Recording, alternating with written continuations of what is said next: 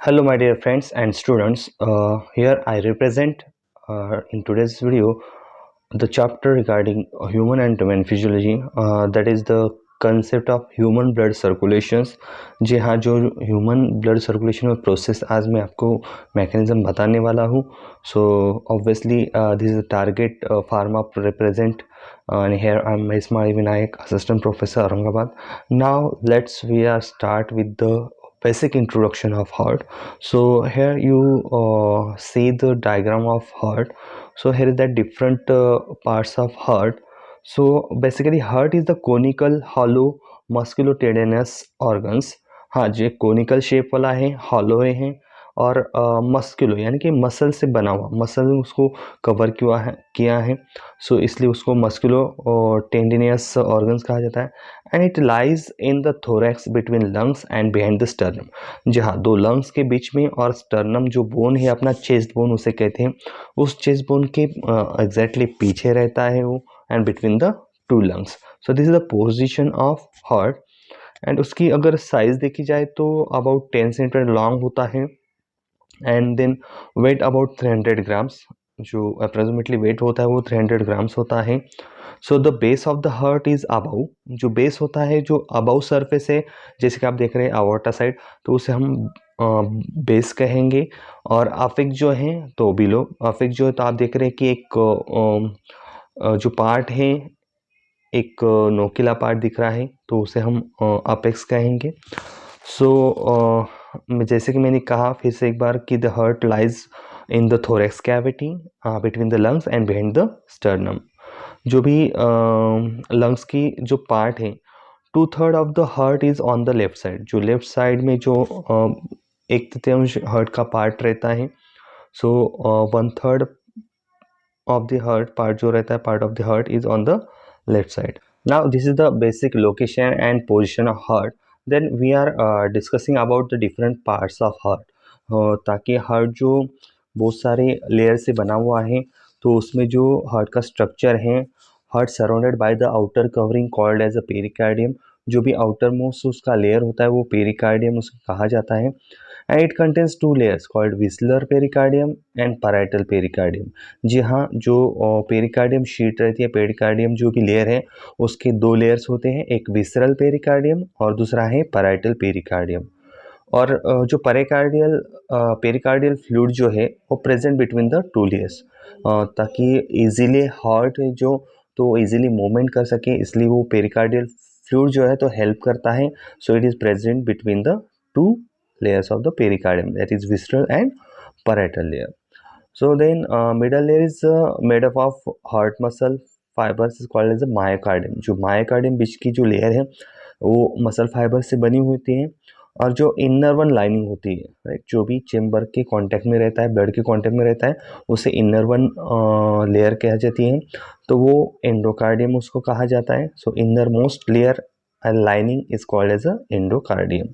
Now chambers होते हैं heart की, यहाँ पे देख सकते हैं हम फिगर में कि 4 चेम्बर है, right atrium, left atrium, then right ventricle and left ventricle.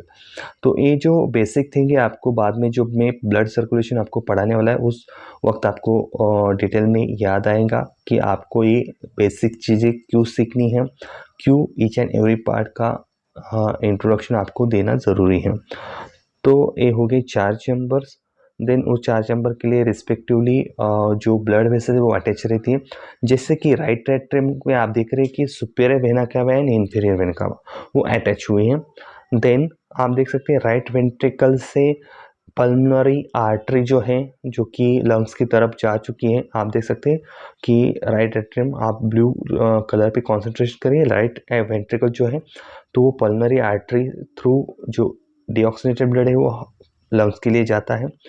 सो बाद में जो आप रेड कलर का पार्ट देख रहे हैं, हाफ पोर्शन ऑफ द और half chamber of the lungs, then वहाँ पे आप देख सकते हैं कि लेफ्ट एट्रियम और लेफ्ट वेंट्रिकल है. लेफ्ट एट्रियम में देखो कि लंग्स की तरफ से जो पल्मोनरी वेन्स आती है वो अटैच हुई है लेफ्ट एट्रियम में. देन लेफ्ट वेंट्रिकल से एवोर्टा जो है, एवोर्टा अपना काम कर रही है कि जो ऑक्सीनेटेड ब्लड है वो पूरे शरीर में या पूरे बॉडी में, पूरे बॉडी के टिश्यू में उसको सर्कुलेट कर सकें. तो ये 4 बेसिक ब्लड वेसल जो है अटैच होती है each and every chambers of the heart. Now हम बात करेंगे कि वैल्व की। वैल्व जो है मदद करते हैं कि जो भी वेंट्रिकल है या दो पार्ट जो है दरवाज़ा खोल सके, राइट एट्रियम से राइट वेंट्रिकल में ब्लड आ चुके या लेफ्ट एट्रियम से लेफ्ट वेंट्रिकल।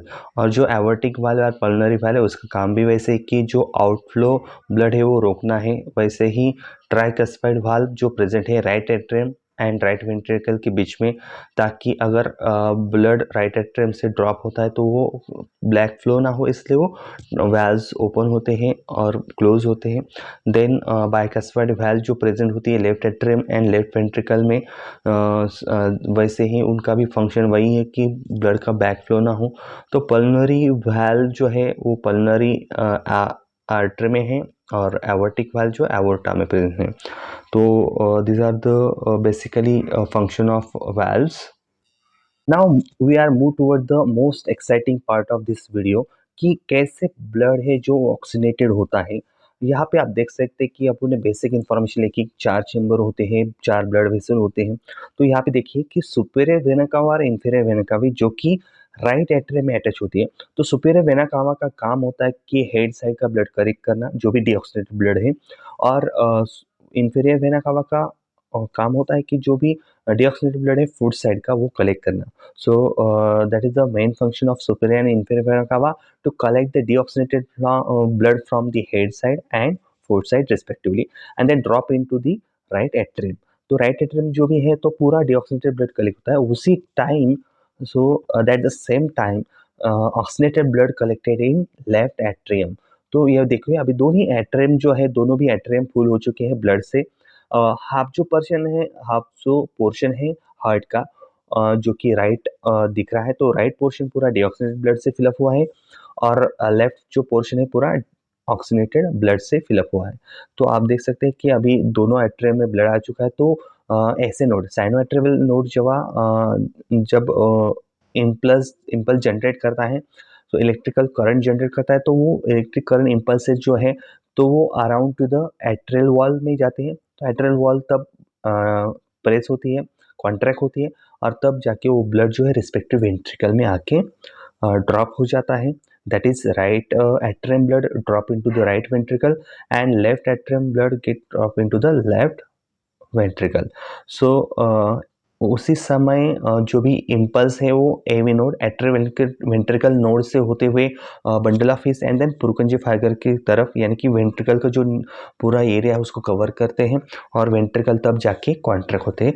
उसी वक्त वेंट्रिकल का जो ब्लड है वो रिस्पेक्टिवली उसके ब्लड वेसल में अटैच, जो भी ब्लड वेसल उसके ब्लड वेसल में ड्रॉप होता है, यानी कि right ventricle blood goes in towards the pulmonary artery for the purification of blood toward the lungs, and at the same time the left ventricle drops or push up the bloods into the aorta for the circulating blood throughout the body tissue, oxygenated blood toward the tissue. तो आइए देखिए general mechanism हो चुका है, यानी कि अभी tissue level पे क्या होता है और लंग्स लेवल पे क्या होती है। आप देख सकते हैं कि ब्लड टिश्यू है और लंग्स है।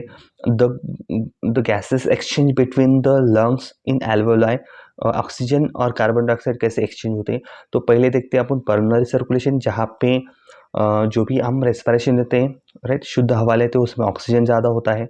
तो जो राइट वेंट्रिकल से जो पल्मोनरी आर्टरी जा चुकी है लंग्स की तरफ डीऑक्सीनेटेड ब्लड लेके, तो वहाँ पे होता क्या है एग्जैक्टली, जो भी कैपिलरीज का नेटवर्क है एल्वेोलाई के सैक के बाजू में, तो एल्वेोलाई सैक के तरफ जो भी कैपिलरीज है उसमें डीऑक्सीनेटेड ब्लड हुआ है।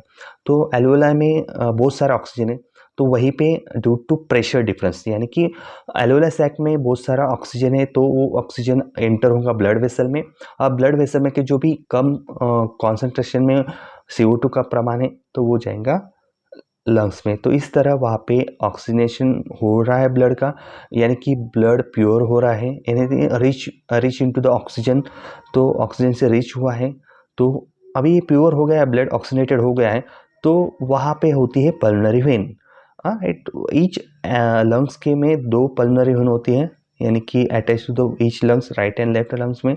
तो वो 4 पल्मोनरी वेन कनेक्ट होती है हमारे हार्ट के राइट लेफ्ट एट्रियम में। लेफ्ट एट्रियम जो है तो वो पे पल्मोनरी वेन अटैच होती है।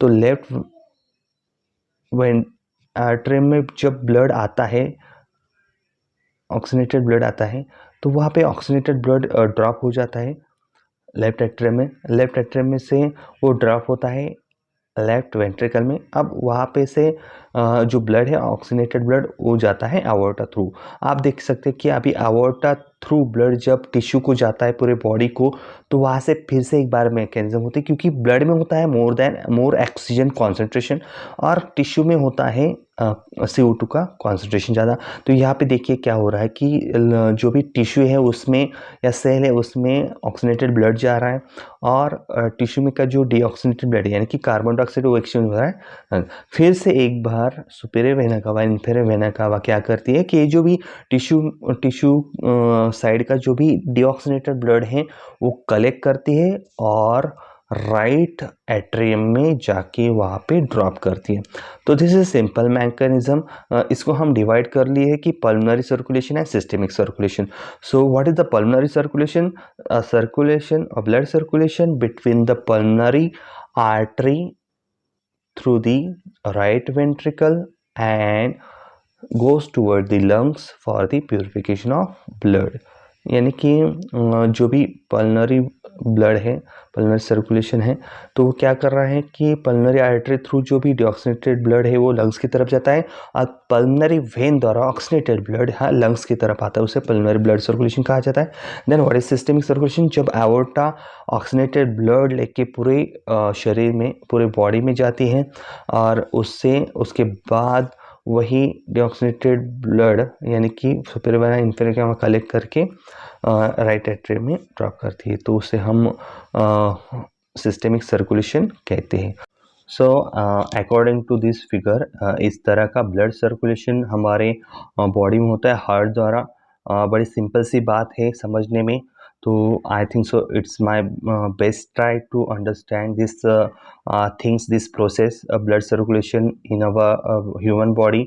ये जो भी वीडियो है आपके तक पहुँचेगा, आपको आप उसको लाइक कीजिए और दिल से कहता हूँ कि सच में आपको ये वीडियो अच्छा लगा है तो लाइक्स कीजिए, कमेंट कीजिए और सब्सक्रिप्शन करना ना भूलिए, ताकि अगला जो भी मेरा अपडेटेड वीडियो है हार्ट के बारे में हो या अगर अदर यूरिनरी सिस्टम के बारे में, तो बहुत सारे डिफरेंट सिस्टम में आपके पास शेयर करने वाला हूँ।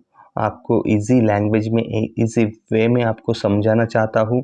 So thank you one and all for watching this video.